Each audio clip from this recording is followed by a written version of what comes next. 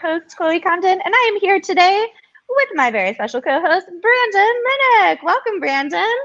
Hey, Chloe. So good to see you again. We missed you last week. I know. Well, as I turned down the air conditioning here, I missed y'all last week too.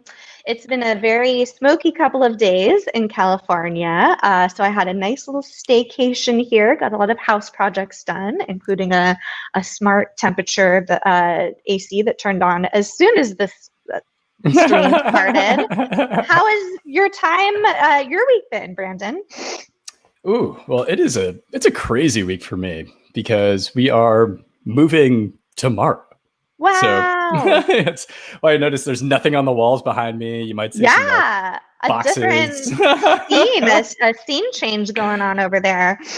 Yeah. So it's been fun. We've been doing this for a couple months now. So we've gotten to see like Brandon's hair progression because I still haven't haven't had a haircut in months, and now we're changing venues. So next week I'll be in a totally new place.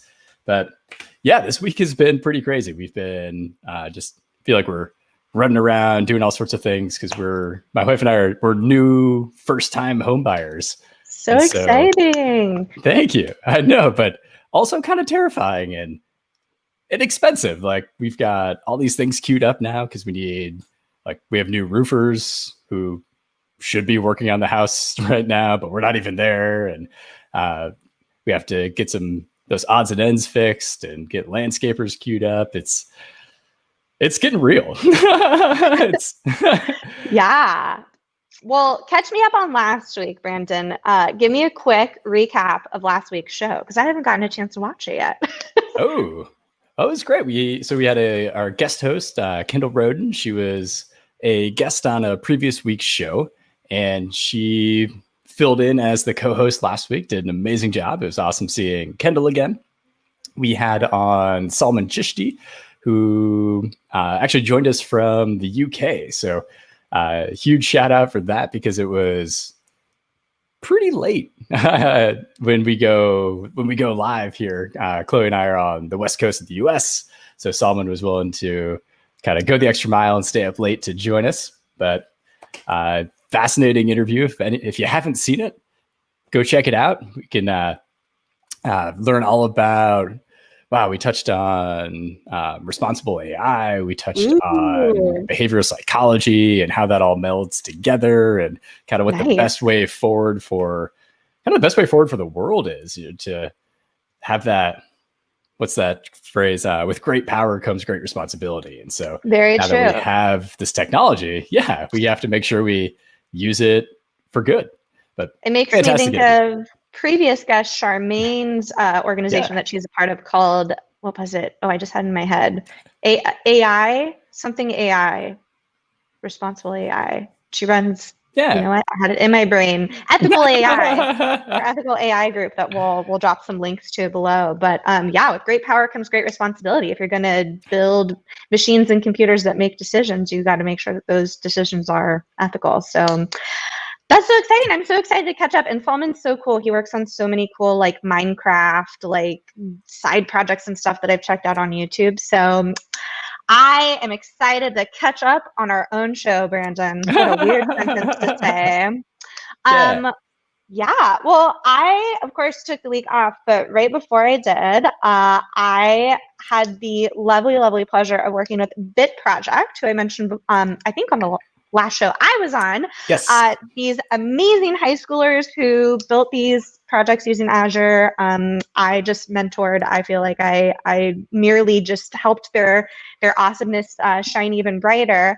But I had a new blog post come out that is a tutorial walkthrough, step-by-step, by one of the cohort mates named Bo, and he made an IoT heart rate monitor for his grandpa.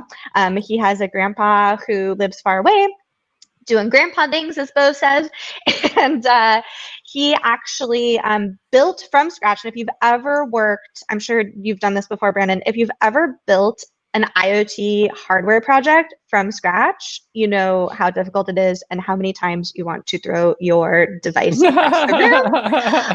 But in this very short 8-week boot camp, he actually made an IoT device from scratch. The entire tutorial is online. I'm going to put it up as a little text banner here for us in a sec. But you can check it out at aka.ms/IoT Heart Love. And it's a really, really awesome post that I helped him with.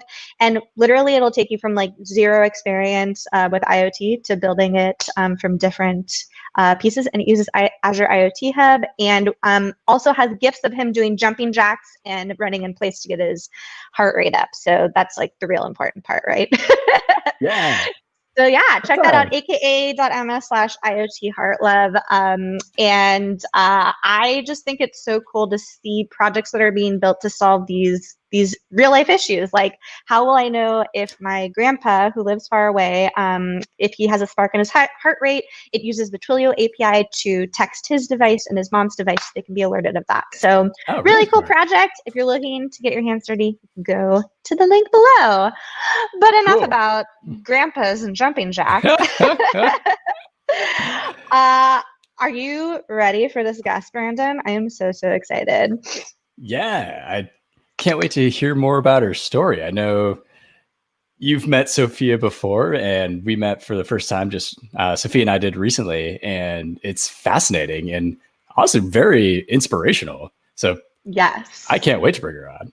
I'm gonna embarrass. I'm gonna like be a mom here for a second and totally embarrass Sophia. So you can bring her in whenever you want, Brandon. But here's my story of meeting Sophia. So Sophia, imagine, picture it.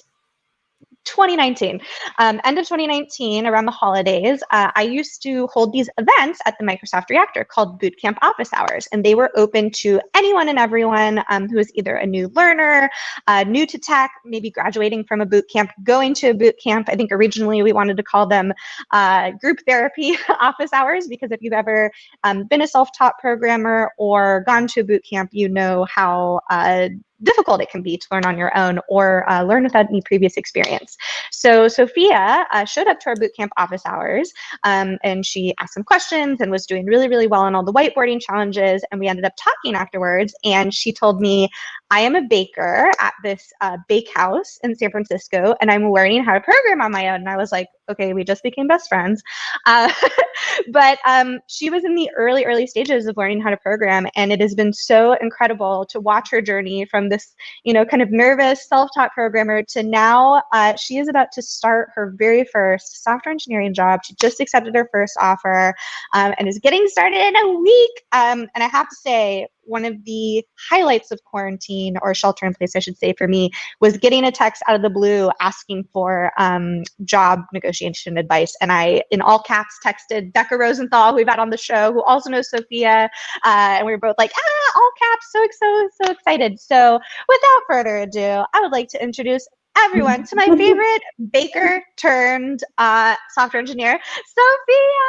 Woo! Welcome, Sophia. Thanks for having me. I'm so excited to be here and chat with you all.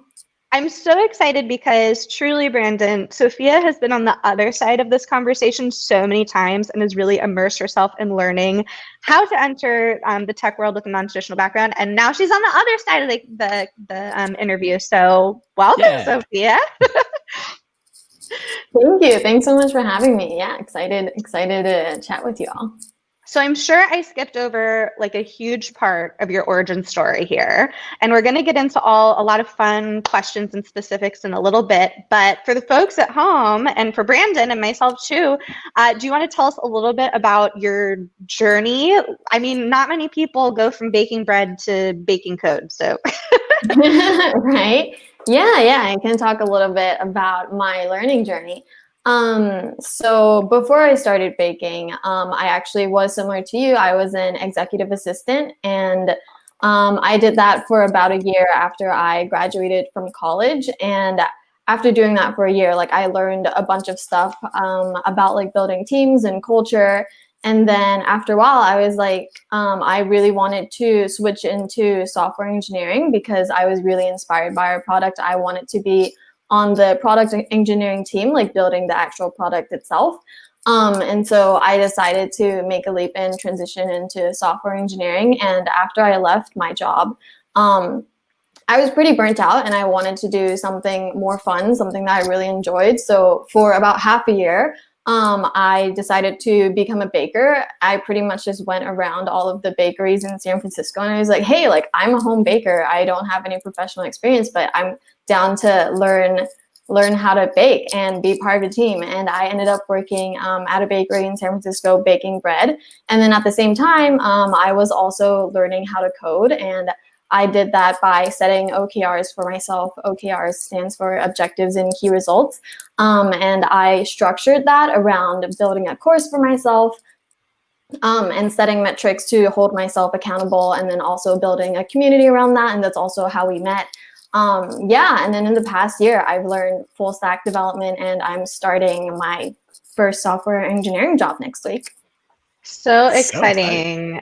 I feel like I didn't even know what an OKR was until I got my first job. I was thinking the same thing. Already ahead of where I was. That's impressive because when it comes time at work to start making OKRs, that's pretty much the biggest dread I have every year is having to do that. And so I agree that they're great and we should all do it. But I love the fact that you put those together for your path. I love it. You have a goal and you said, here's the steps it's going to take to get there. And here's how exactly I'm going to do it. Well done. Yeah. And it's great too, because I'm sure, Sophia, you're going to learn a lot of this as well as you start your first job. But I think there's a lot of inherent knowledge in the software engineering world that is non-traditional folks. We kind of learn on the job. Famously, my old manager loves to tell the story about my first junior engineering role. We did our first sprint and I thought I had to complete every single thing in the sprint or I was fired. Like there's sort of these unspoken things that people don't talk about. And my boyfriend and I, early in our relationship, and this might be funny to some people, but I had never done a retrospective before, or what's known as a retro in the industry, which if we have some code newbies out there, typically if you do a project and afterwards you kind of review like what went well, what didn't go well, there's a bunch of different formats of doing this. And I have a blog post I can share about this, but my boyfriend actually do a retrospective every year of our relationship. And this actually started because I started in this industry right around when my boyfriend and I first started dating, and it was a good way of practice to talk about, a very important project, which was our relationship, and what was going well, what didn't go well. We're still together 5 years later, so I think this method is working well for us. But I think using OKRs to kind of format your job search and to like get that experience before you get the experience. I would have never known to do that. So shout out to anybody out there looking for, ways to, it certainly worked for Sophia. That's right. Yeah.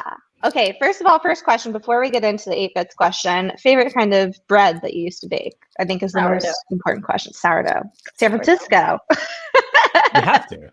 But I've heard it's also the hardest bread to bake because when quarantine started and folks got interested in more cooking at home and baking at home, and folks started making more bread, I saw a lot of folks were trying out sourdough bread. But at the same time, there was the actual experts like yourself, Sophia. They're like, whoa, like don't start with the sourdough. So is it really the hardest or one of the hardest breads to make?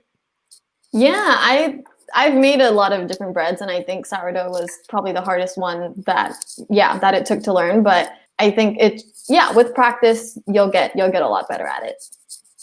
Well, there you go. And I mean, we probably have a couple more months of quarantine.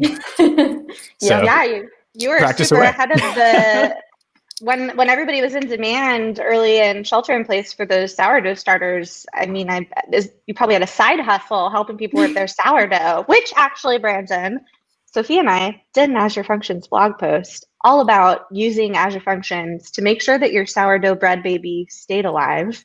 I will link that in the show notes, of course. But I think you can go to aka.ms/getthisbread because I'm ridiculous. And we'll share that below. But it actually uses all of the different time frames that you need to well, I guess you can explain a little bit better, Sophia. You have to kind of like take care of your baby, right? Like feed it a little bit. Yeah, you have to like feed it at least once a day. And for our project, we pretty much set up a timer where we can send ourselves like an automatic text message reminder to remember to feed our sourdough baby, so it just doesn't like die. And it's aka.ms/breadhead, which is what I'm typing in now. Grateful Bread, aka.ms/Grateful Bread will also bring you there because I am very extra with the short links that I make. But enough about bread. I'm sure we'll go in a lot more on bread in a little bit here. Let's get into some questions, shall we, y'all? All right. So if you've not watched 8-Bits before, this is a show where we ask the same 7 questions each show, and then we have 8 bonus questions, especially for our guest. It's sort of our techie version of Inside the Actor Studio, where we get behind the people who make the tech. So Sophia, first question for you. What is your earliest memory of tech? Yeah, so for my earliest memory of tech, I think it has to be playing computer games, like on like the actual computer games from like way back when, and those like big bulky computers. And I think solitaire and pinball were my favorite. And for solitaire, I really liked it when like your computer lags and then you can see the card like just going like pixelated through the screen.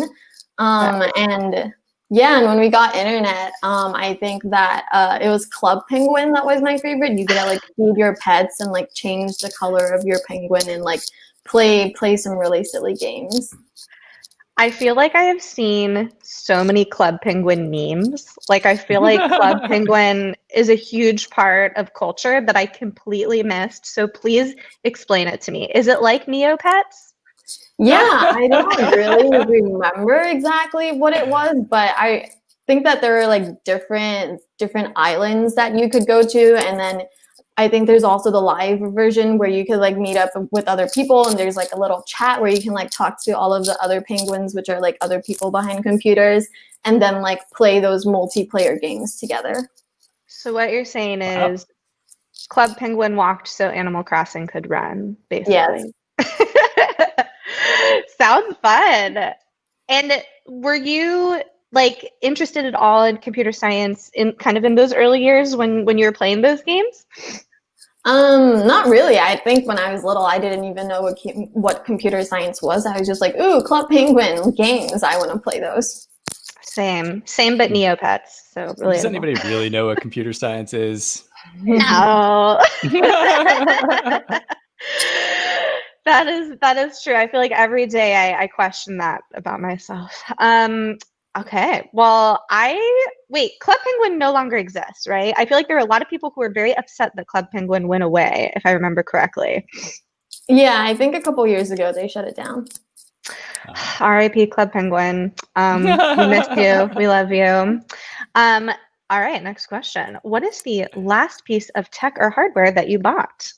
Yeah, the last piece of tech hardware that I got was this Apple Trackpad. I wanted to up my work from home game, and so I got one of these. I think it's really ergonomic. It's pretty much just like a standard laptop trackpad, but like way bigger. Nice. Have you ever bought any like high tech or smart baking or bread devices? I don't think that there are any like high tech baking devices, but one of my favorite baking appliances is my KitchenAid. I no longer have to knead bread for a very, very long amount of time. Wow. Do you think that the baking/bread industry could stand to add more technology and like smart gadgets to it? Or is everything like pretty manual in baking, it seems? Yeah, most things are pretty manual. I think maybe one thing that they could do is like have an automatic like turn on your oven feature so that you could do it like far away, like preheat your oven before you get to the bakery. So like once you're there, you can put your goodies in the oven. Oh yeah, I love that. I would use that. Do you use those digital thermometers? So I know if you're cooking something in the oven, you can put one of those thermometers in, then watch it on an app. Is that also a thing with baking?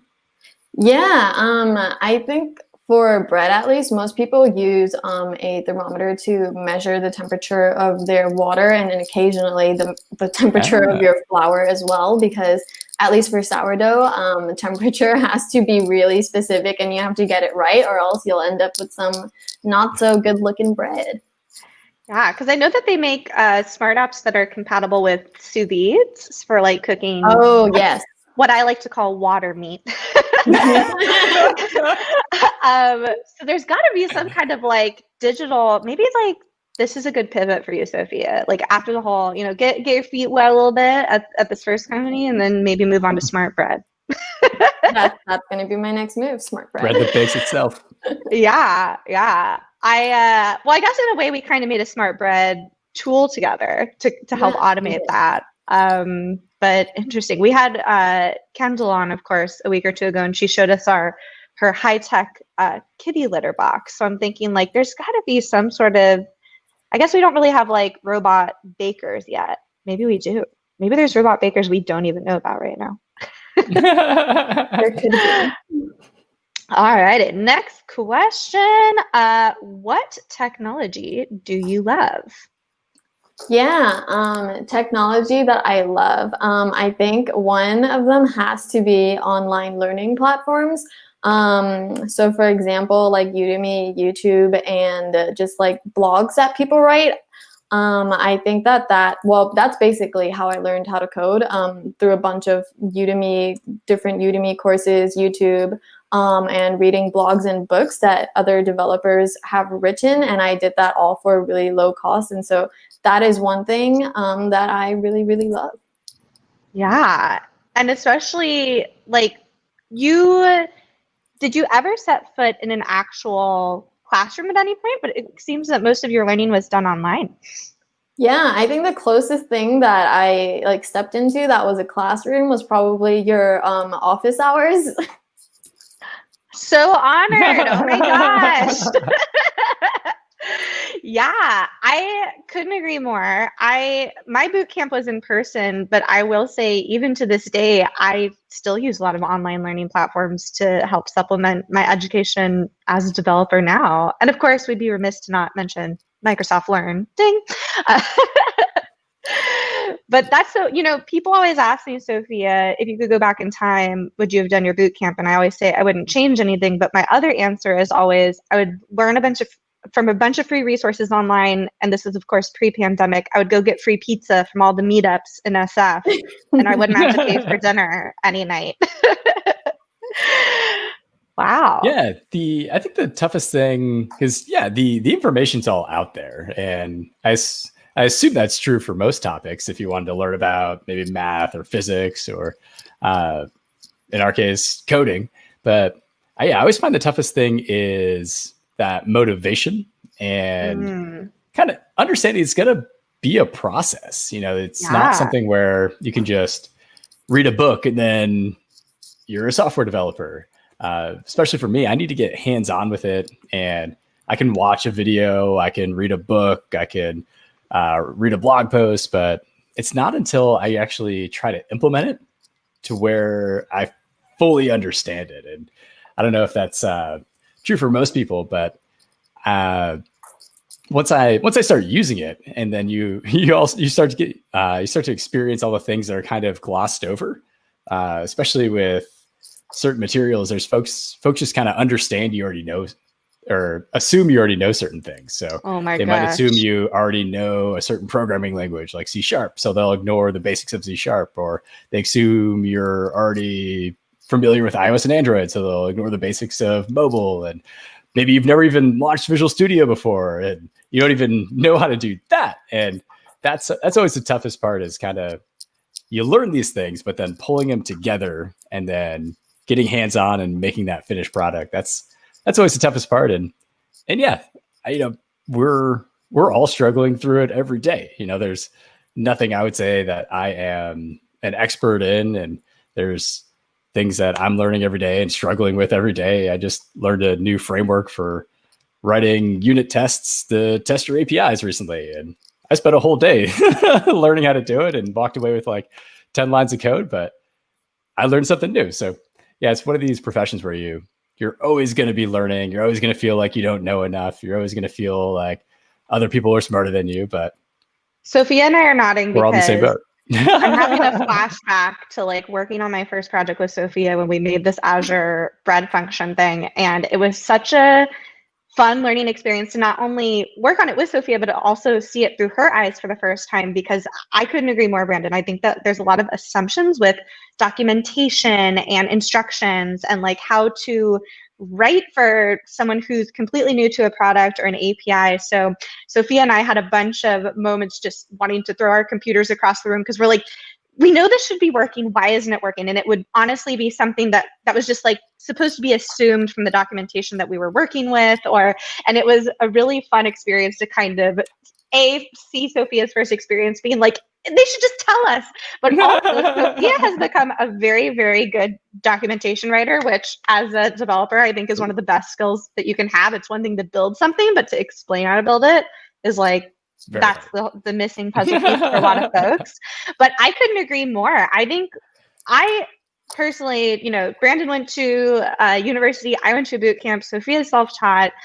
I do not have what's the word I'm looking for?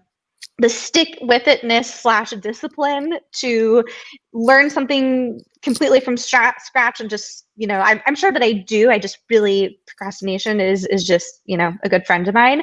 But the fact that folks like yourself and PJ, who we've had on the show, who's also starting from a complete, zero self-taught place, I'm just so impressed because I needed that structure and that format to be able to learn. So when I find out about people like yourself, I'm just like, how do you have the mental bandwidth to do it every day? So cheers. The secret is OKRs.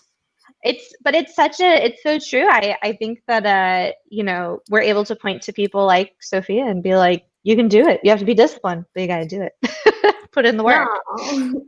Thanks, Chloe. And I think also a huge part of learning in this journey has been thanks to the support of a lot of friends and mentors like you supporting me along the way and teaching me a bunch of stuff. So thank you.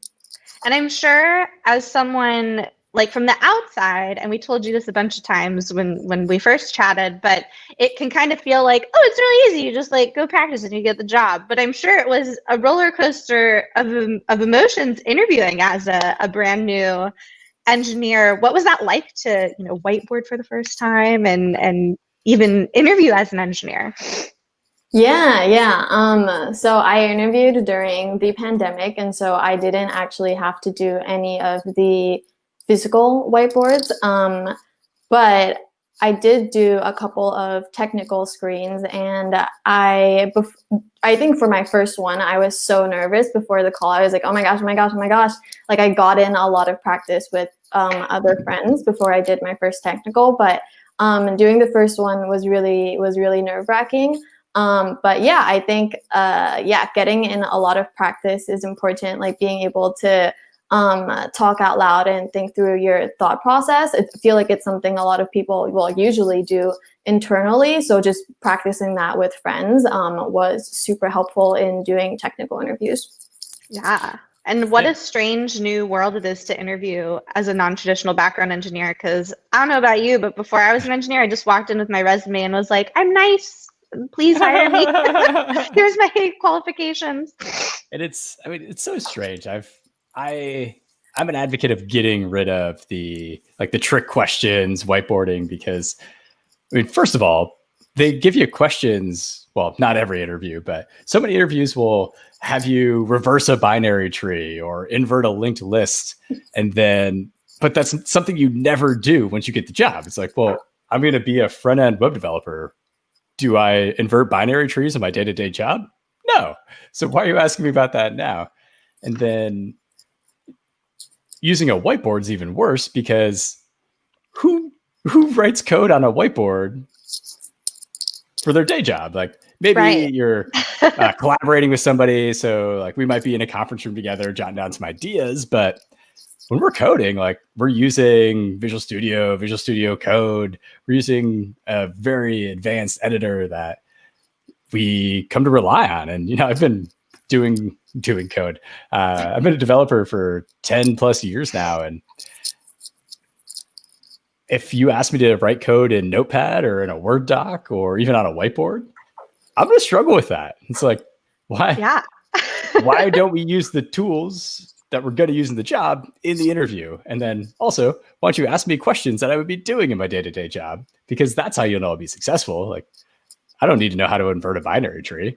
There's probably a library for that. We just Google it. Add an NPM package in, you're good.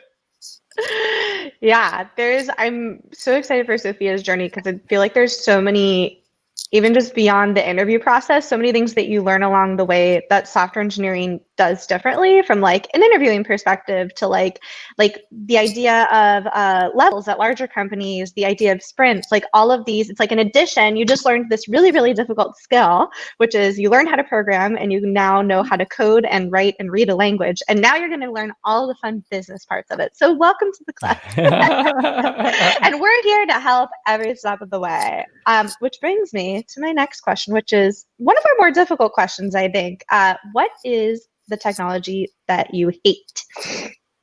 Yeah, so in the beginning, I really couldn't think of anything, but after a while, I was like, wait, I get those robocalls at least 2 to 3 times a day, and I think that is the technology that I hate the most. Like on a lucky day, I might have 0 calls, but that's like rarely ever. I think today I've probably gotten already 1, and we'll probably get 2 or 3 later throughout the day. Oh my gosh, so relatable. I have a Pixel, so I have a feature that says, would you like to screen this call? But it still takes 20 seconds of my life. But I've been getting a lot of robocalls too. I think that's my new answer, Brandon. I don't like robocalls either. I thought we made those illegal. What happened? Right? I know. Something happened. They died down for a bit. And now, I probably get 5 of them a day. I just don't answer the phone anymore. Like, unless I recognize the number, or maybe we've pre-scheduled a meeting. Like, I know I'm going to get a call at 2 p.m. If not, I just leave the phone turned off. I don't even answer it. I just hit end.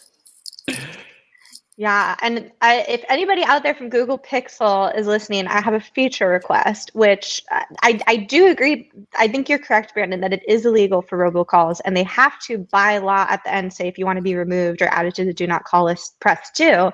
But on my screening service, so it's a screen service, it'll be like, this is an unknown number. Do you want to screen it? And then, my phone will go, this is a screening service. Like, please state your name and why you're calling. And there's no option. Like sometimes it'll say, please press 2 to remove yourself from the list. And there's no option to do that. So feature request for Pixel. let me get me off of these lists. Also, do these work? I don't know. I'm never having conversations with these people over the phone when they call me. Right. Alrighty. Well, maybe that's a new Twilio project, Sophia. Maybe we build like a automatic remover. Next question. Well, you've already attempted a couple other professions, which I just learned today you used to be an executive assistant as well. But what other profession would you want to attempt? Yeah, I think if it were in tech, I would want to try out technical writing, because I've written a couple of blogs. We wrote a couple together, and I found them really fun. And I think it's like flexing the communication muscle, but written. And I think that's really cool. And if not technical writing, then I think maybe data science. Because I think the process of turning data into stories to help make decisions is also really cool. And if not in tech, then I think I might become a yoga instructor. Oh my gosh, I love it. Can you just open like a bread yoga studio that's all done online? Like, I would be really into that. You just need some, add some baby goats. Yeah. Wait, so you said yoga instructor, and then what was the one before? Data science. Data science. Oh, yeah. I see it. And then you also mentioned, there was another one, right? There was a third one? Technical writing. Technical writing. And Sophia is a great technical writer. I can attest to this. You used to work with Write Speak Code a little bit as well. Am I remembering that correctly, Sophia? Yes, I am a co-organizer for the San Francisco chapter's Write Speak Code. Ooh, tell the lovely folks at home about Write Speak Code. Yeah. So Right Speak Code is a meetup all over the United States. There's one in San Francisco. It is a meetup for folks who are from an underrepresented gender, and we pretty much host local meetups around writing, speaking, coding, and growth. And most of the sessions are all led by folks from the community. So it's really cool to learn from your peers. Yeah. And what I love about Right Speak Code is it not only kind of empowers a bunch of people who maybe wouldn't otherwise be giving talks to give talks, but it gives all these wonderful, wonderful resources for people who are maybe interested in giving talks, but not like totally have their ideas fleshed out. So highly recommend y'all checking them out. Also, on the topic of technical writing, I have to once again share aka.ms/gratefulbread because I was literally just looking for it today in preparation for this call, and I think you have a career in technical writing if you ever want to go that way, Sophia, because it's just like we were saying, being able to not only dot all your I's and cross your T's to make sure that the documentation is done well, but also make it really fun. So I'm ready for your book. Bread, what should we call it? Yeast something. working title. Yes, work in progress. Yeah, I feel like this, Brandon, this goat idea that you threw in, the bread goat yoga, could do really well in Portland. I think we should consider this as a small business for us. Oh, yeah. All right. Let's see. Next question. What profession would you not want to attempt? Yeah, I think it's something that I've tried before. I do not think that I would want to go into the restaurant industry again. Just long hours and sometimes a very tough work environment. Okay, but I have to ask, do you get a lot of like to sample a lot of the bread though? Because like that could be cool. Oh yeah, yeah, every day. I think at the end of every shift, there's always like bread and pastries left over, and I'll just like take a bunch and then give them to my friends, or I would go climbing afterwards. There's the climbing gym like a couple blocks down, and I would always just like give it to the staff there, and they always loved it so much. Oh my gosh, everyone's favorite rock climber, I would assume, coming over there with fresh bread. Yeah, I personally, I am maybe one of the only former actresses that never did any restaurant work. I always did admin and retail. Have you ever worked in a restaurant before, Brandon? Oh, yeah. I was a line cook for a summer in college. And oh, wow. And I had a bunch of jobs at Disney, but growing up in Orlando is just what you do. You either get a job at Disney or get a job at Universal as a teenager. But yeah, one of them was, I guess you would call it a restaurant. I mean, making fries and chicken wings and hot dogs. So, cooking, but yeah, it's, the restaurant industry it's tough. I remember when I first met my wife, she was in that industry. Her undergraduate degree was in hospitality management, which is typically running restaurants, running hotels, managing them. But aligning our schedules was difficult because she would have to work nights and weekends, whereas I was working the typical 9-to-5 job. And then as we made friends in town and we're making plans, it was always very difficult. And I really, really appreciate the folks that do this, have the passion for it, love it, and stay up late or wake up early to run these businesses, because it's not easy in this world that's kind of designed for more of a 9-to-5 work lifestyle. Yeah. I feel like there's a lot of, especially now with how many precautions we take out in the world with COVID happening and with restaurant workers going back to work. I have such level of respect for everybody who works in a restaurant, everything down to the folks who have to take the temperatures, or folks who are helping with food delivery, and folks who are actually in the kitchens doing all these things. So as an actress turned dev, I it's difficult because I see a lot of folks out of work from the theater and performing arts community, but it's really nice to see kind of restaurants reinvigorating themselves and coming back to life here in the Bay Area. So I think it's a really interesting transition that you've made, Sophia, because you've come from this restaurant industry, which is changing drastically, and you've moved into tech. So I can't wait to, first of all, see how you eventually help innovate that industry. I know for myself, there's been a lot of little fun theater apps I've been able to build because theater is historically very much on paper and not as digital. And I'm sure there's a lot of really cool projects and expertise that you're going to kind of bring in from that background. Have you noticed any crossover yet with your, working in that industry? I guess you're starting your official job next week, maybe through the interview process.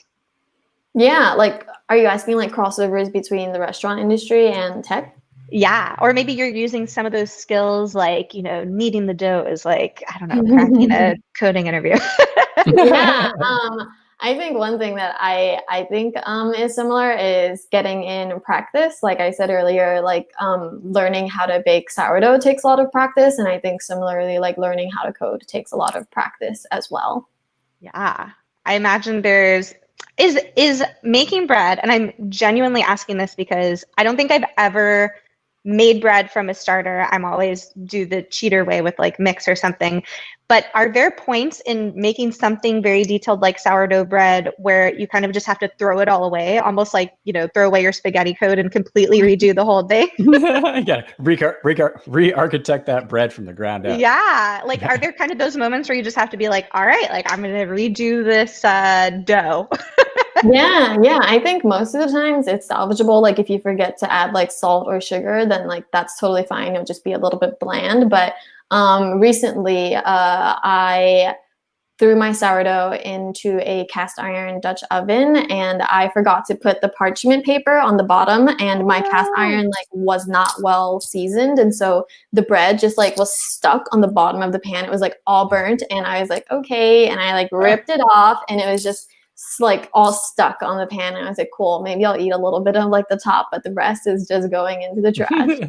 Always that cast iron. I've been seeing so many cast iron skillet memes during quarantine that are like instructions for cleaning your cast iron: fill with water, leave in sink, eventually put in dishwasher. Very difficult if you forget that parchment paper, I can imagine.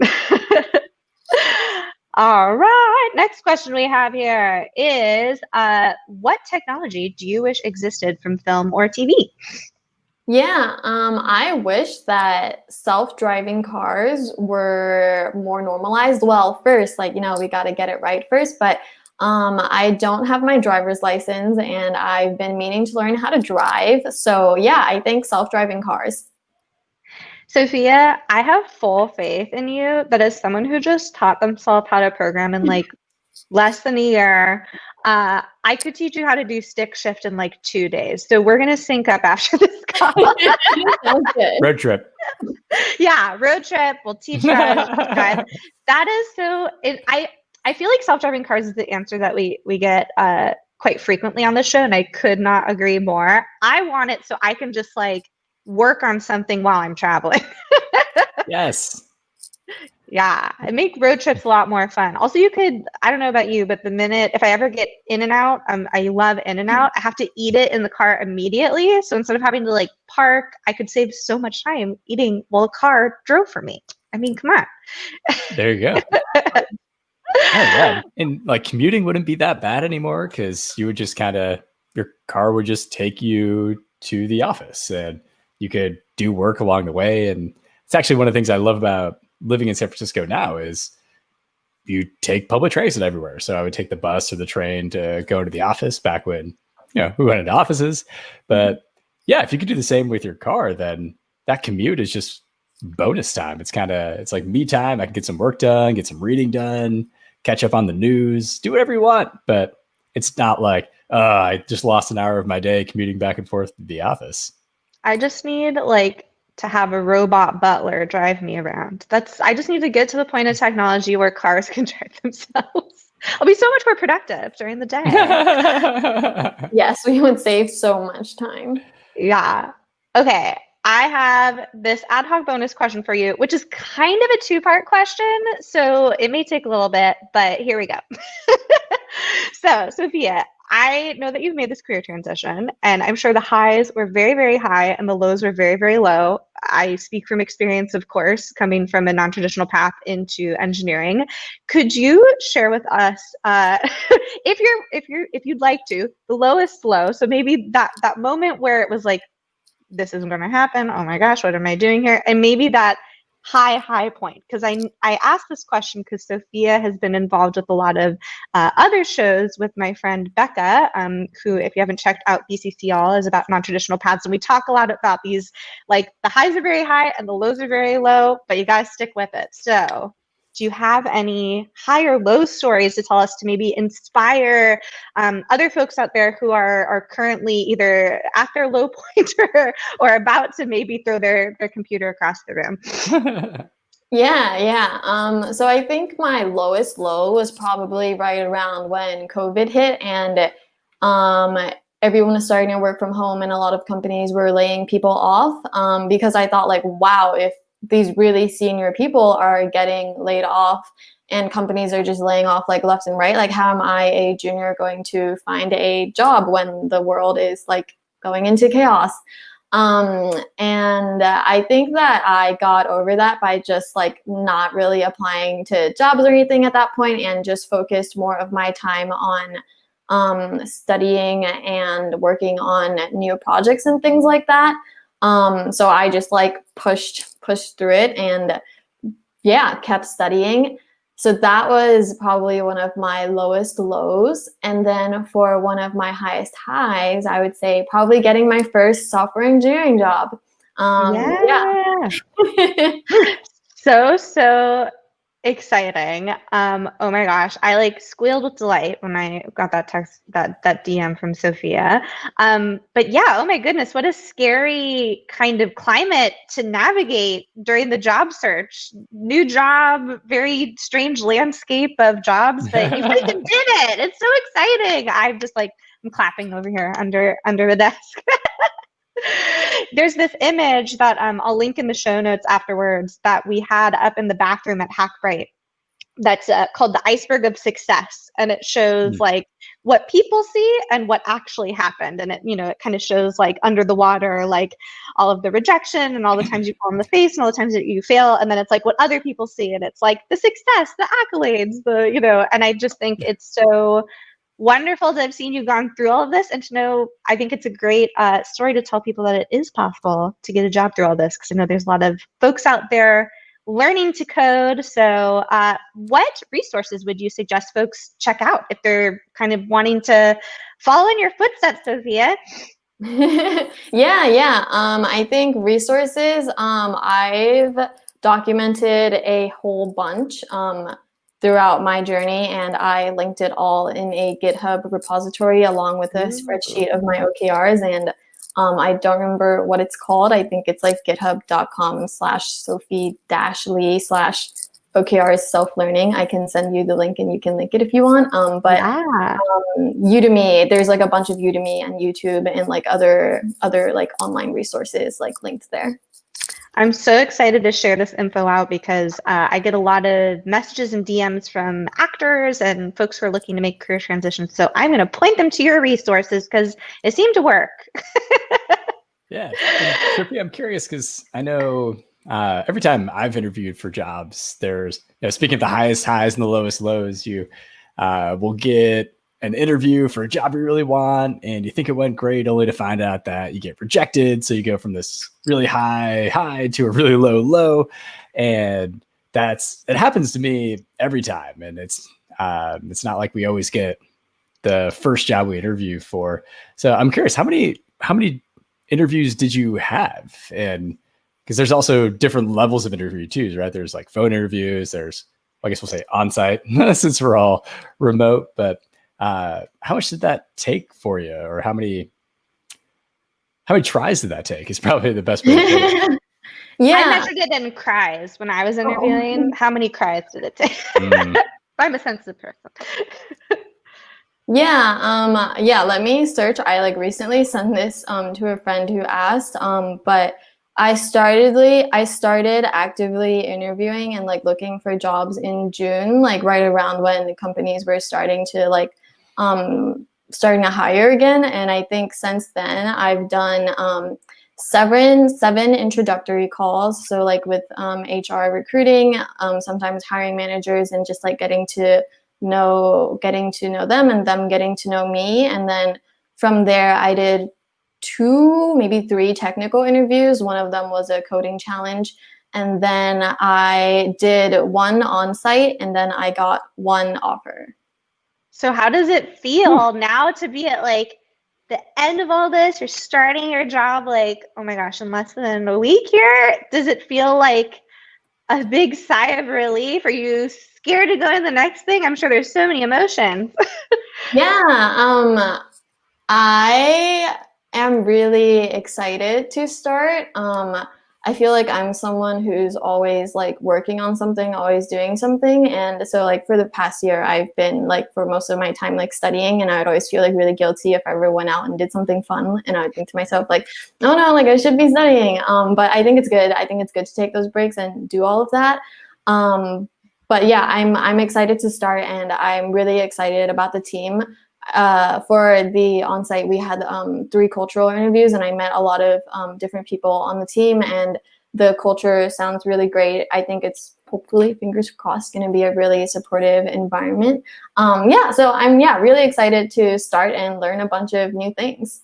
And your coworkers are going to be thrilled that like for their birthday, they're going to get some awesome baked bread sent to them, I'm sure.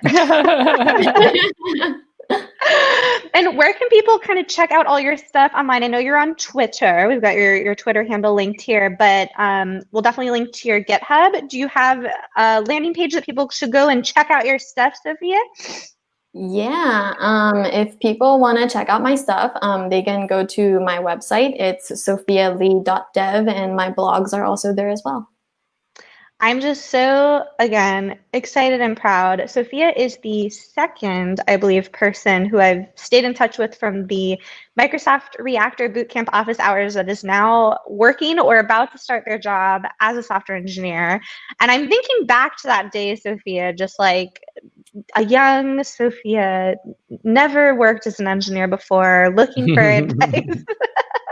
And it's honestly been just really, really lovely to see you transform from a caterpillar to a butterfly into this industry, and we couldn't be more excited. I'm just like I'm in complete. I could not have done what you did doing it on my own. I would have thrown my computer multiple times by now. So bravo. Yeah. And take some time to celebrate too. Yes. Because I mean, I don't know about anybody else, but for me during the pandemic, celebrating is basically like going through a pint of Ben and Jerry's. But yeah, it's a long, hard journey, and there's still going to be there's more to your journey to come. So something I always try to remember to tell myself is that it's okay to take a break sometimes. It's okay to celebrate your wins and kind of soak in the success for a little bit, because it never stops. The work never stops. So once you reach a new milestone, you turn around, your boss just goes, "Great, okay, here's your next project." And there was something I think I saw it on Twitter recently, but kind of related. But it said that the best way to debug something is to go take a nap, which is so true. Okay. And I found that if you just take your mind off of something for a while, something happens in here. And maybe shout out to Solomon from last week. We'll hit him up to figure out what's going on in the brain. But by not focusing on it, your brain solves it. So don't feel bad if you want to take a break in the middle of the day, go for a walk. I do that all the time. Just, don't tell my boss. But yeah, that relaxation is so good, and it's so important. And I know for somebody like me who's always driving, more success, more what's next, that to take a step away and just enjoy the success, take a break. Yeah, So and take don't time forget to do that along the way.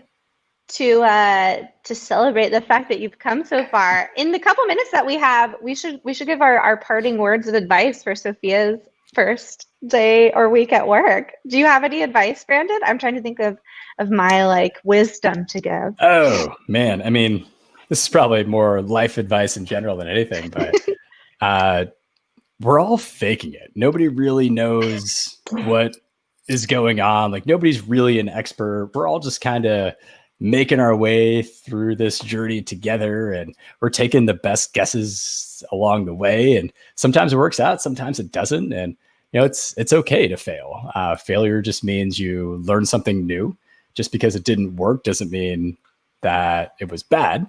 But being able to adapt to that failure, roll with it, and know that we all feel like we all feel like we're faking it. But that imposter syndrome is going to be really real once you get going. And folks with senior principal engineer titles will appear like they know everything. But yeah, we're just building off previous experiences. We're just trying to figure it out along the way. So do know that imposter syndrome never goes away. Yeah, I'm a senior engineer at Microsoft, and I feel like I shouldn't be here. Like there's more I should be doing, and there's more I should know. And I can't believe I work in this job at this company. I don't know how I faked it to get in here, but I mean, Brandon and I are famously just 3 children in a trench coat piled on top of each other. Six kids who are friends with each other. Yeah, I couldn't agree more. I would say you're going to feel for a long time that you're a baker in an engineer's clothing. And I say instead of feeling super insecure about that, lean into that a bunch, because I certainly have my fair share of imposter syndrome, but your background, your non-traditional background, and the things that make you special in this industry come into view in very exciting ways. So it may not be super literal, like, oh, I made some code and then some bread came out of my computer, but there's a lot of crossover just with life experience. And I'm so excited to not only see what you're going to bring to this industry, but also to like just see all these newly acquired skills put to use. So way to go. I'm just bread for everyone.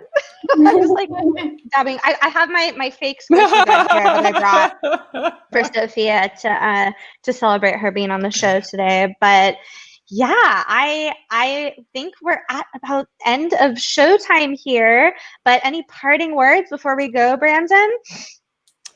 I mean, Sophia, I can't wait to have you back on the show again, maybe a couple months, maybe after you've gotten some time under your belt at the new job. Can't wait to hear all about it. Wish you the best of success. Yes. Oh, thank you. Yeah, and can I also add a couple of parting words?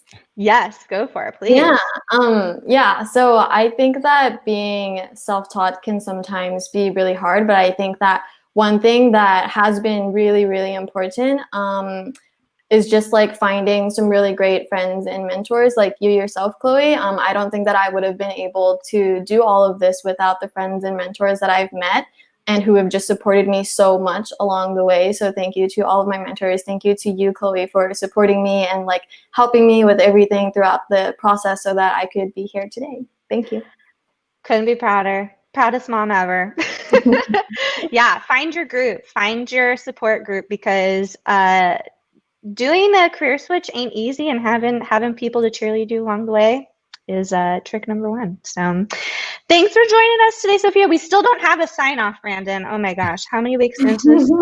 So from me, Chloe, and Brandon. This is Sophia. This has been 8 Bits. Thank you all for joining, and we will see you next week with our super special guest. Bye, y'all.